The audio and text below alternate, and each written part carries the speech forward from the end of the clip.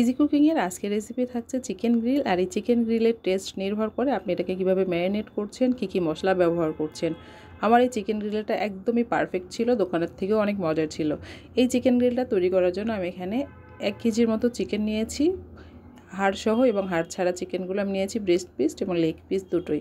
আর এগুলোকে ম্যারিনেট করার জন্য 1 চা চামচ পরিমাণ মরিচ গুঁড়ো, 1 চা চামচ পরিমাণ রসুন বাটা, 1 চা চামচ পরিমাণ আদা বাটা, 1 চা চামচ পরিমাণ লবণ এবং 1 টেবিল চামচ পরিমাণ লেবুর রস দিয়ে খুব ভালোভাবে মাখিয়ে এটাকে আমি রেখে দেব। 5 থেকে 6 ঘন্টা এভাবে ম্যারিনেট করে রাখলে এটা রেজাল্ট ভালো আসবে। আর যদি হাতে সময় না থাকে তাহলে অবশ্যই 1 ঘন্টা মতো রেখে দিলেই হবে। ফ্রিজে নর্মাল টেম্পারে রাখলে এটা সবথেকে ভালো থাকবে। আপনি যতটুকু সময় নিতে পারেন এটার ম্যারিনেশনে, তত এটা বেশি টেস্টি হবে। এরপর আমি গ্রিলটাকে আরও বেশি মজার করার জন্য একটা মিক্সার তৈরি করব। আর এই মিক্সারের জন্য সামান্য পরিমাণ ঘি নিয়েছি প্যানে। ঘিটাকে হাই হিটে গরম করে নিয়ে চুলাটাকে বন্ধ করে দিব। চুলাটা বন্ধ করে এর মধ্যে আমি 1 চা চামচ পরিমাণ বেসন দিয়ে খুব ভালোভাবে নেড়ে নেব। ঘিয়ে ভাজা এই বেসনের একটা ভালো সেন্ট আসে, আর এটা গ্রিলে ব্যবহার করলে খুবই মজার হয়। 1 চা চামচ পরিমাণ শুকনো মরিচ দিয়ে এটাকে ভালোভাবে ভেজে নিয়েছি। এরপর আমি 1 টেবিল চামচ পরিমাণ সরিষার তেল নিয়েছি। 300 গ্রামের মতো টক দই ব্যবহার করছি। এই টক দইয়ের পানি ঝরিয়ে নিয়েছি।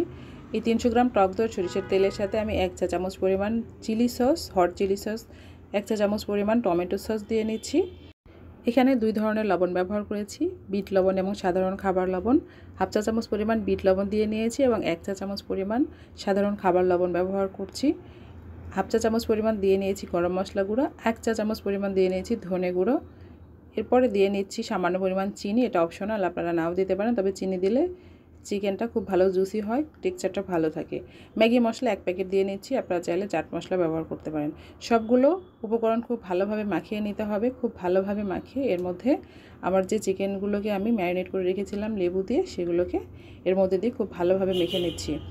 এর মধ্যে আমি আগে থেকে যে বেসনের মিক্সচারটা তৈরি করে রেখেছিলাম সেই মিক্সচারটাও দিয়ে নিচ্ছি। আর এই মিক্সচারটা দেওয়ার ফলে এই চিকেন থেকে খুবই মজার একটা স্মেল আসে, আর এই স্মেলটা চিকেনটাকে আরও বেশি স্পেশাল করে তোলে। আমি যে ম্যারিনেট করে চিকেনটা রেখেছিলাম সেখানে অনেক পানি বের হয়েছিল, আমি পানিগুলোকে কিন্তু ছেঁকে ফেলে দিয়েছি। ফেলে দিয়ে সবগুলো চিকেনকে এভাবে ম্যারিনেট করে নিয়েছি। এভাবে ম্যারিনেট করে আমি এগুলোকে রেখে দিব ফ্রিজে নর্মাল টেম্পারে 5 থেকে 6 ঘন্টার মতো। চিকেন গ্রিল তৈরি করতে চাইলে অবশ্যই আপনাকে সময় নিয়ে তৈরি করতে হবে।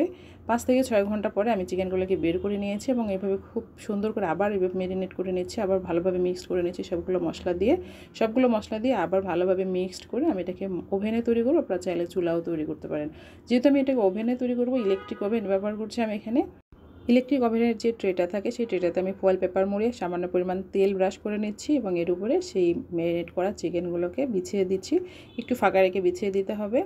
আর খুব ভালোভাবে এটাকে সেট করে নিতে হবে। গ্রিল তৈরি করার জন্য টেম্পারেচার 200 বা 220 ডিগ্রি দিতে পারেন। আমি এখানে 200 ডিগ্রিতে 40 মিনিট বেক করে নিয়েছি। 40 মিনিটের মধ্যে আমি 2 থেকে 3 বার এটাকে বের করে নিয়েছি, উল্টে পাল্টে ঘি ব্রাশ করে নিয়েছি, বা আমার ট্রেতে যে তেল বা ঘি বের হয়েছিল সেগুলো আমি এটাতে ব্রাশ করে নিয়েছি।